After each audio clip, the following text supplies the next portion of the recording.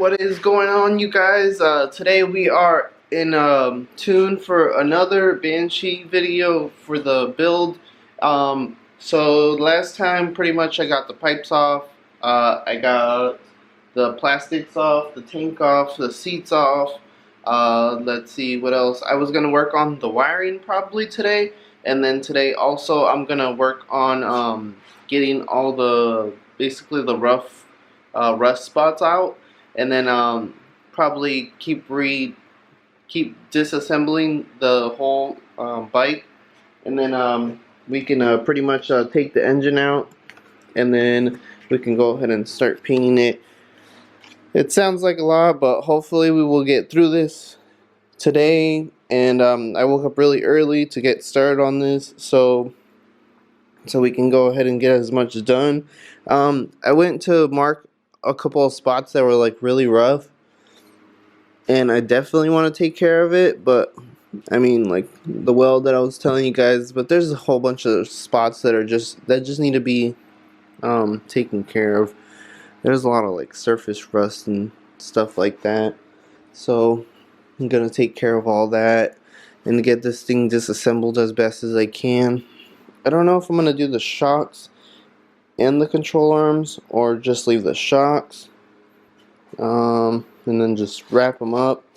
But wiring for sure, radiator, handlebars, engine's gonna be out, and then wheels and tires, and probably the spring arm will come out as well.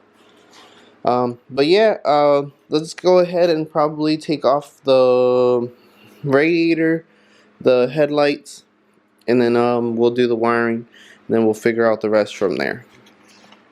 So the wiring, I'm just probably gonna start back here. But first I'm gonna take off that radiator, because I know that radiator is probably gonna be in the way of a couple of things.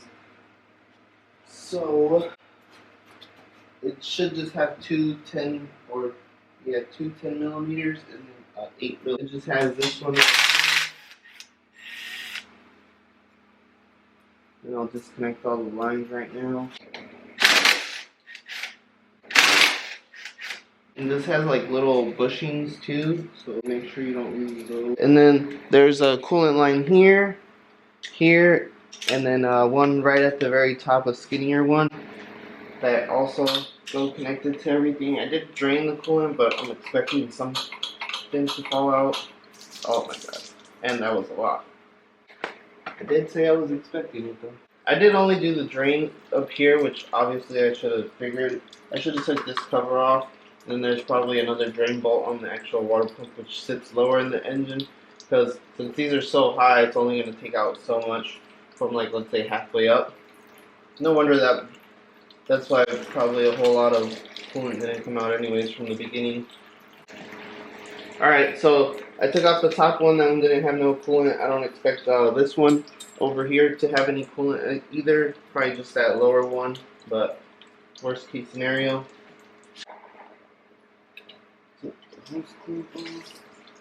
That's probably like the rest from the radiator. Alright, now we can take this lower one off, or the upper one. Not too bad. So now I should be able to pull this out.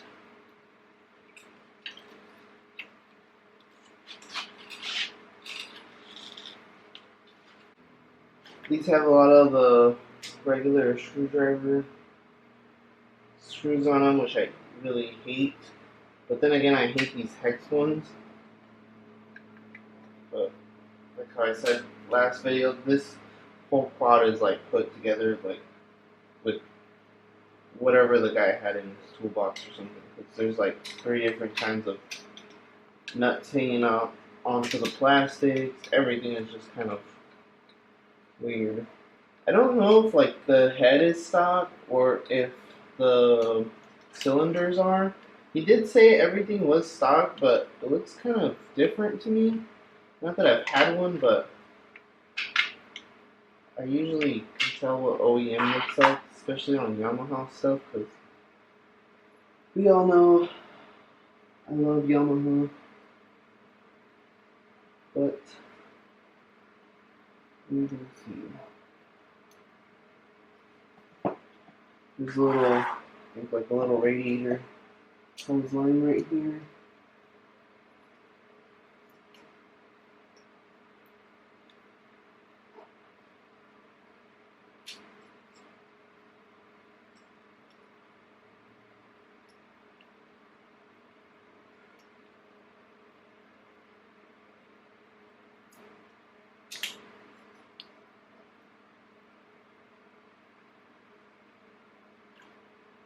Looks like a Pro Design Easy Drain. That's what it said on there. Oh, thank God. I was trying to use the hand one.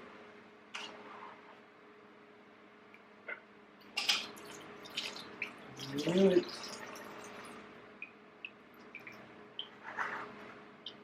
Not too much more. I'm sure there's more in there, for sure. No doubt. So, like I was stating, that the wiring looked fine, but I'm just kind of making this as a note to self.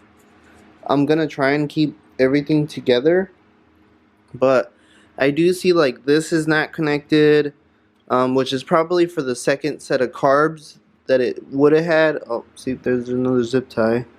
And then there was like a bunch of other wires like these. I don't know what those go to, but those were like that. And see, these run under here in between that. I don't think they run through there. I don't know if he ran them through there or what. I'm not sure that they run through there. I don't think so. But then there's that. So there is no key. And I don't know. Oh, that's for the headlights. So these two go to the headlights. At least he wired them up like if they were stock. That's good. At least. But yeah, so this goes to the headlight switch and the on off, or running off I should say. But so see here, there's nothing. So see here, there's nothing here. And then I'm guessing this is probably either the key, where the key goes, or the tours delete. It looks like what was done. It doesn't look like it has any of the tour stuff, especially because it has a twist throttle. I don't know if I showed you guys last time, but it has a twist throttle. I'm guessing that's why. So I just want to note this stuff so I remember, and you guys can check it out. That's what it looks like. I don't see any other. Oh, see, this one's just like destroyed. That's a 3-prong. I don't know where. I'm pretty sure this went to the front. One of these went to the key. I'm guessing this one. And probably the other one went to the parking brake. Which, if it had one, which I'm sure it did. Usually all quads have them. So probably key, parking brake, and then tours delete. And then this probably has something to do with the tours. And then this probably does as well. And then I don't know if that was like made like that or what. And then right here we have our CDI and I believe the recidifier. So, and the crappy brake light, which I probably will switch out. But note to self, pretty much. I mean, yeah, this thing's kind of crappy. I might even just look up what a harness is for, like going for right now, just in case. I don't know. I guess this one would be better than the aftermarket one that I would buy for it, because the OEM one would probably be super expensive anyways. But yeah, I'm thinking of pulling these off, then being able to slide everything through the front. But the thing that I don't know is I'm probably gonna have to take the intake off in the carb so I can get these wires out, because I don't know why they were ran through there, or if that's how it's supposed to go. I don't believe so, but I don't know. So I'm gonna have to take that off in order for me to just keep the whole harness and pull it all out. Alright, you guys, so quick update. I took this off, CDI, and I believe the recidifier, the tail light. I disconnected the stator over here because that's going to stay on with the engine when we pull it out. I took off the intake manifold with the carburetor. I took off the throttle cable. That's off. Obviously the carburetor is off too. Right now is just taking off this little the clutch hold down piece right here. So I just loosened that off. So then now we could pull this up. And then, sorry, it's hard to do it with one hand. And there we go. We just slide it out. That we could slide this off to the side. And I gotta save this with the bolt right here. So I have everything kind of organized a little bit. And then, as you guys can see, the reeds, they don't look bad. I don't see any tears in them or nothing. Nothing's beat. There's no chips. Maybe those on the top. It's kind of hard to tell. The camera. Oh, there you go. Maybe those a little bit. These ones look good. This one's the one I pulled off of the right side, so kind of weird. These ones look a little bit more beat up. I don't know. So, almost done with all the harness pieces. I believe I just have this orange one. Note to self goes on this right side of the coil. And the black one goes on the left side, closer to the I guess the gas tank. Oh, that's not gonna come off. I might have to take off the whole thing. Alright, and then this jumble is gonna be kind of hard because I don't know how I'm gonna get everything through there.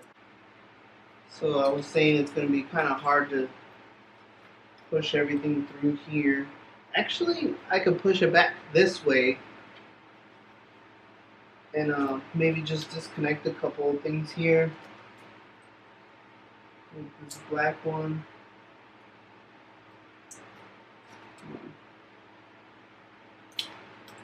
That one. The headlight switch and all that. This one's going to be the one that's going to be the pain. There we go. Got it. Finally. Okay, so we could slide these through.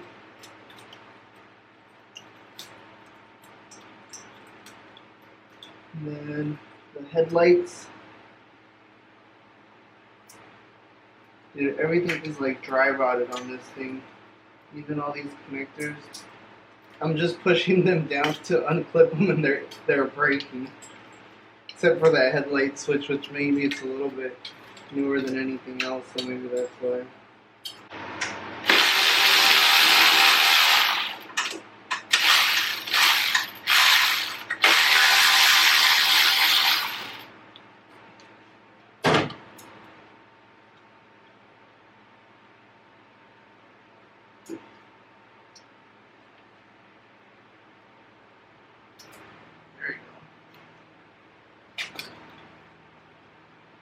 Coil.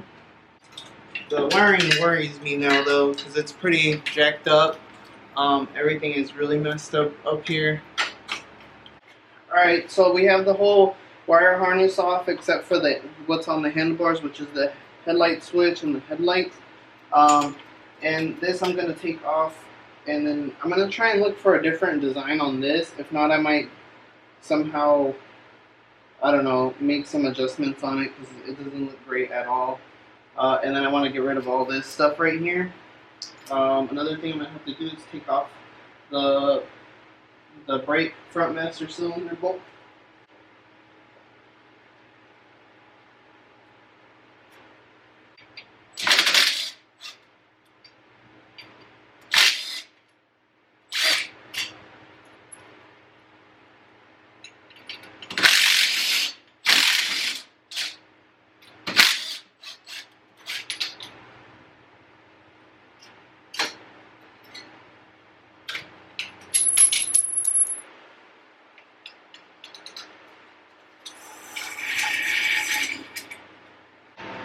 So two main mounting bolts, which is one right here and one right here under where the exhaust goes, and then the actual two arms that it has under the case itself. So the back one right here, it appears to be a 14. There's that.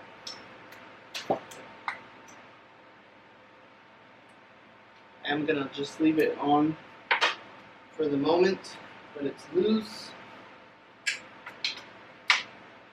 Actually, the top one under the exhaust manifold is a 14 as well, which is this one right here.